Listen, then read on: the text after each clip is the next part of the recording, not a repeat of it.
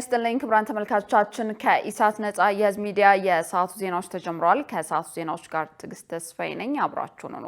ቀዳሚ ወዳደረግነው መረጃ አልፋለሁ። አሜሪካ ኢንቨስትመንቷን በአፍሪካ እንድታስፋፋ የአፍሪካ ልማት ባንክ ፕሬዝዳንት ጥሪ አቀረቡ። በጉባኤው ላይ የአፍሪካ ልማት ባንክ ፕሬዝዳንት ዶክተር አኩዩማን አዴሴና አሜሪካ ካላት ከፍተኛ የካፒታል አቅም አኳያ በአፍሪካ ኢንቨስትመንት ተሳትፏን እንድታስፋፋና ከአፍሪካ ጋር ያላትን ስትራቴጂካዊ ትብብር አድማስ እንድታጠናክር ጠይቋል። የትኛውም ብልህ ባለሀብት አሁን ኢንቨስትመንት ሲያስብ አፍሪካን ማሰብ አለበት ያሉት ፕሬዝዳንቱ ለዚህም አፍሪካ ምቹ የኢንቨስትመንት መዳረሻ መሆኗን አስረድተዋል። ዓለም ላይ ፈጣን የኢኮኖሚ እድገት እያስመዘገቡ ከሚገኙ ሀገራት መካከል ቁጥራቸው ቀላል የማይባል የአፍሪካ ሀገራት መኖራቸውን አንስተዋል። ሰፊ ያልታረሰ መሬትና የኃይል ሽግግር ኦን ማድረግ የሚያስችሉ ማዕድናት መኖራቸው አህጉሪቷን ተፈላጊ ያደርጋታል ብለዋል። በመድረኩ እኔን ሳይሆን መረጃውን እመኑ በማለት የሞገቱት የባንኩ ፕሬዝዳንት አሁን ላይ የመንግስታቱ መረጃ በመጥቀስ አፍሪካ ውስጥ ኢንቨስት ማድረግ ከ15 በመቶ እስከ 20 በመቶ የውጭ ተመላሽ ትርፍ የሚያስገኝ መሆኑን አስረድተዋል።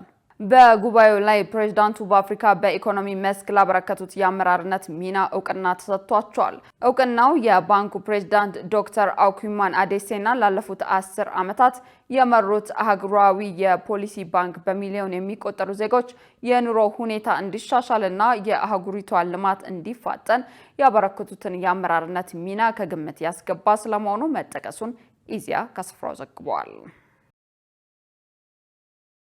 የአዲስ አበባ ዩኒቨርሲቲ ምርምር ማዕከል በሀገር ውስጥ መድኃኒት የማምረት አቅምን የሚያሳድጉ የምርምር ውጤቶችን እያፈለቀ መሆኑን አስታወቀ።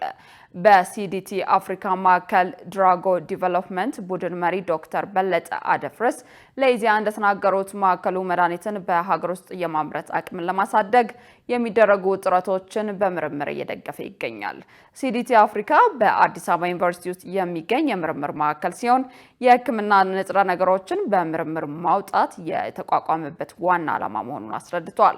ማዕከሉ መድኃኒት፣ ክትባትና የመመርመሪያ ኪቶች በሀገር ውስጥ እንዲሁም በአፍሪካ እንዲመረቱ የአቅም ግንባታ እንዲሁም የቴክኖሎጂ ሽግግር በማድረግ እየሰራ እንደሚገኝ ገልጿል። ኢትዮጵያ በአሁኑ ወቅት መድኃኒት በሀገር ውስጥ የማምረት አቅምን ለማሳደግ እየሰራች ሲሆን መድኃኒት ለማምረት የሚያስፈልገው ንጥረ ነገር ከውጭ እንደሚገባ አስታውሰዋል። የምርምር ውጤቶች መድኃኒት በሀገር ውስጥ ለማምረት ከውጭ የሚገባውን ንጥረ ነገር በማስቀረት የሀገር ውስጥ የማምረት አቅምን ለማጠናከር ተደራሽነትን ለማስፋት ትልቅ ፋይዳ አላቸው ብለዋል። ዩኒቨርሲቲው ከውጭ የሚገባውን ንጥረ ነገር በምርምር በማውጣት በሀገር ላይ የሚደርሰውን የምጣኔ ሀብት ጫና ለመቀነስና የማምረት አቅምን እየበለጠ ለማሳደግ እየሰራ እንደሚገኝ አብራርተዋል። ኢትዮጵያ ያላትን የተፈጥሮ ሀብት በመጠቀም ቁስልን ለማከም እንዲሁም ለቆዳ እንክብካቤ የሚውሉ ምርቶችን በሀገር ውስጥ ለማምረት የሚያግዙ ንጥረ ነገሮችን ማዕከሉ በምርምር እያወጣ ይገኛል። በመድኃኒት ዋጋ ላይ ከ60 እስከ 70 በመቶ የዋጋ ጭማሪ ከሚያስከትሉ አንዱ መድኃኒትን ለማምረት ከውጭ የሚገባው ንጥረ ነገር መሆኑን ተናግረዋል። በመሆኑም ማዕከሉ እያደረገ ያለው ምርምር መድኃኒቱን በሀገር ውስጥ የማምረት አቅምን በማሳደግ ወጪን ይቀንሳል ብለዋል። የምርምር ውጤቶችን ወደ ምርት ለመቀየር በአእምሯዊ ንብረት የማስገንዘብና ኢንቨስትመንትን የማፈላለግ ስራ እየተከናወነ እንደሚገኝ ገልጸዋል። በተመሳሳይ ዜና ሰላሌ ዩኒቨርሲቲ ጥናትና ምርምሮችን በማድረግ አፈርን የሚያክምና ከፍተኛ ምርት መስጠት የሚችል የተፈጥሮ ማዳበሪያ እያመረትኩ ነው አለ። ዩኒቨርሲቲው የአየር ንብረት ለውጥን መቋቋም የሚችለውና የማምረት አቅሙ ከፍተኛ የሆነው ኢሴና ፈቲዳን በመጠቀም የተፈጥሮ ማዳበሪያን በብዛት እያመረተ እንደሆነ ገልጿል። የሰላሌ ዩኒቨርሲቲ ፕሬዝዳንት ዶክተር ፋሪዬ ዲንሳ ዩኒቨርሲቲው ሰው ሰራሽ ማዳበሪያን ለመተካት የተፈጥሮ ማዳበሪያ በማዘጋጀት ትኩረት አድርጎ እየሰራ መሆኑን ተናግረዋል። የተፈጥሮ ማዳበሪያ ምርቱን ወደ ህብረተሰቡ ለማድረስ ከአርሶ አደሩ ከሚመለከታቸው አጋር አካላት ጋር በቅንጅት እየተሰራ ነው ብለዋል። በዩኒቨርሲቲው የተፈጥሮ ሀብት አካባቢ ጥበቃ ትምህርት ክፍል ተመራማሪና መምህር ታደሰ ግርማ በበኩላቸው በጥናትና ምርምሮች በመታገዝ የተመራው የተፈጥሮ ማዳበሪያ ለማህበረሰቡ አገልግሎት እያቀረበ መሆኑን ገልጸዋል። ተመራማሪው እንደገለጹት በዚህ መልክ የሚዘጋጀው ማዳበሪያ ከፍተኛ ምርት የሚሰጥ ብቻ ሳይሆን በአፈር ውስጥ ለረጅም ጊዜ ሊቆይ የሚችል ነው ብለዋል። በማዕከሉ የምርምር ስራዎች በማከናወን በማምረትና በማስተማር ለማህበረሰቡ አገልግሎት እያዋለን እንገኛለን ነው ያሉት። በኦሮሚያ ክልል ሰሜን ሸዋ ዞን የሚገኙ አርሶ አደሮችም በማዕከሉ ሰልጥነው የተፈጥሮ ማዳበሪያውን በሰው ሰራሽ ማዘጋጀት መጀመራቸውን ተናግረዋል። ውጤቱም እያደረ የሚታይ እንጂ የሚቋረጥ አለመሆኑን የገለጹት አርሶ አደሮቹ የተፈጥሮ ማዳበሪያ ከሰው ሰራሽ ማዳበሪያ የበለጠ ምርታማ እንደሆነ አይተናል ብለዋል። በኢትዮጵያ ኤሌክትሪክ ኃይል መሰረተ ልማት ላይ ከደረሱ 104 ወንጀሎች 12ቱ ብቻ የሕግ ምላሽ ማግኘታቸው ተገለጸ። የኢትዮጵያ ኤሌክትሪክ አገልግሎት የመሰረተ ልማት ዝርፊያ ወንጀል እጅግ አሳሳቢ ደረጃ ላይ መድረሱን አስታውቋል።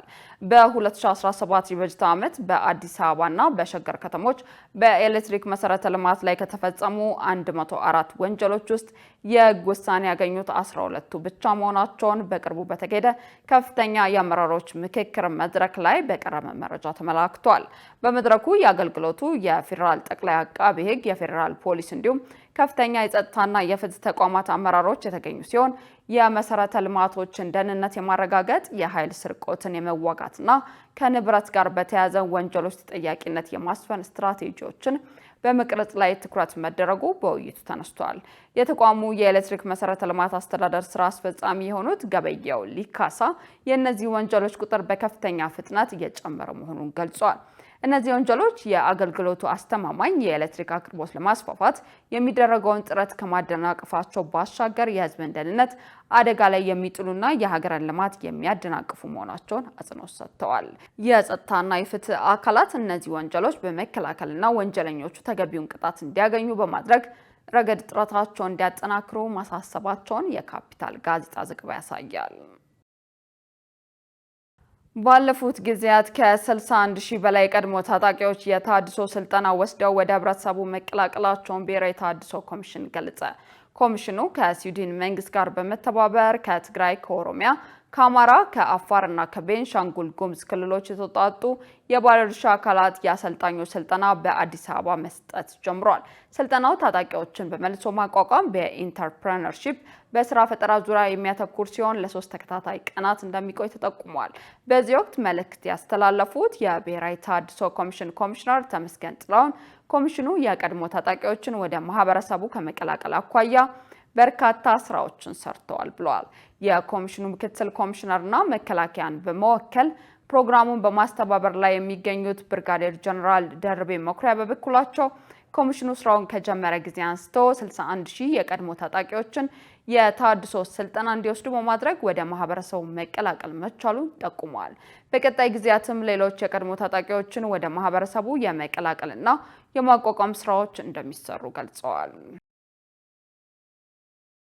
በአዲስ አበባ የሚገኙ 73 የግል ከፍተኛ ትምህርት ተቋማት የዳግም ምዝገባ መረጃ እስከ ሰኔ 30 ቀን 2017 ዓ.ም ይፋ እንደሚሆን የኢፌዴሪ የትምህርትና ስልጠና ባለስልጣን አስታወቀ። የባለስልጣኑ ምክትል ዋና ዳይሬክተር ቢኒያም ኤሮ ለፋና ሚዲያ ኮርፖሬሽን እንደገለጹት በሀገሪቱ የሚገኙ የግል ከፍተኛ ትምህርት ተቋማት የዳግም ምዝገባ እየተካሄደ እንደሚገኝ ገልጸዋል። ከ375 የግል ከፍተኛ ትምህርት ተቋማት ውስጥ 85ቱ አስፈላጊውን መስፈርት በማሟላት ከትምህርት ስርዓት ራሳቸውን በማግለል ተማሪዎቻቸውን የተማሪዎቻቸውን ማስረጃ ስራ ላይ ለሚገኙ ተቋማት እያስተላለፉ ነው ብለዋል። አብዛኞቹ የግል ከፍተኛ የትምህርት ተቋማትም ከህንፃ፣ ከመምህራን ሁኔታ፣ ከአጠቃላይ የትምህርት መሰረተ ልማትና ከሰው ኃይል አንጻር ከፍተኛ ክፍተት እንዳለባቸው አንስተዋል። ባለስልጣኑ ያወጣውን መስፈርት የግል ከፍተኛ ትምህርት ተቋማት ሙሉ በሙሉ እንደማያሟሉ ገልጸው ተቋማቱን እየደገፍን እያበቃን እንሄዳለን ነው ያሉት። መንግስት የግል ከፍተኛ ትምህርት ተቋማትን ከትምህርት ስርዓቱ የማስወጣት ፍላጎት እንደሌለውና በማብቃት እውቅና እንዲያገኝ እንደሚሰራ እንዲሁም ከስራው የወጡ መስፈርቱን ሳያሟሉ በድጋሚ መመለስ እንደሚችሉም አስረድተዋል። ተቋማቱ 50 በመቶ የዳግም ምዝገባ መስፈርቶችን ማሟላት እንደሚጠበቅባቸው አስታውሰው አሁን ላይ በመዲናው የሚገኙ 73 የግል ከፍተኛ የትምህርት ተቋማት የዳግም ምዝገባ መረጃ እስከ ተያዘው ወር መጨረሻ ድረስ ይፋ እንደሚሆን ነው የተናገሩት። በዳግም ምዝገባው የሚቀጥሉና የማይቀጥሉ ተቋማት መረጃ ለሕዝብ ይፋ እንደሚደረግና በክልሎች የተጀመረው የዳግም ምዝገባ ስራም በአጭር ጊዜ ውስጥ ይፋ እንደሚደረግ ጠቁመዋል። ተመልካቾቻችን ከኢሳት ነጻ የህዝብ ሚዲያ ዜናዎቻችን ቀጥሏል። ወደ ውጭ ዘገባዎች አመራለሁ። እስራኤል ከኢራን ጋር የተኩስ አቁም ለማድረግ ተስማማች። ትራምፕ በመካከለኛው ምስራቅ ሰፋ ያለ ግጭት ሊፈጠር ይችላል በሚል ስጋት ከ12 ቀናት አስከፊ ጥቃቶች በኋላ በእስራኤልና በኢራን መካከል የተኩስ አቁም ስምምነት ተግባራዊ እንደሚሆን መግለጻቸው ይታወሳል። እስራኤል የኢራንን የኒውክሌር ስጋት ማስወገዷን በመግለጽ የተኩስ አቁም ስምምነት እንደምታደርግ አስታውቃለች። የተኩስ አቁም ስምምነቱ ከተገለጸ በኋላ እስራኤልና ኢራን ጥቃቶች ማድረጋቸውን ቀጥለዋል። በዚህም የእስራኤል ባለስልጣናት 4 ሰዎች መገደላቸውን የገለጹ ሲሆን ኢራንም በኒውክሌር ጣቢያዎች ላይ ለተሰነዘረው ጥቃት ምላሽ ለመስጠት በአሜሪካ የጦር ጣቢያዎች ላይ ጥቃት አድርሳለች። ክቡራን ተመልካቾቻችን ከኢሳት ነጻ የህዝብ ሚዲያ ለሰዓቱ ያዝናቸው ዜናዎች ይህንን የሚመስሉ ነበር። ዜናዎቹን እየመራው ትዕግስት ተስፋዬ አብሬያችሁ ቆየው። ቀሪ የኢሳት መሰናዶች ወደ እናንተ መድረሳቸውን ይቀጥላሉ። መልካም ጊዜ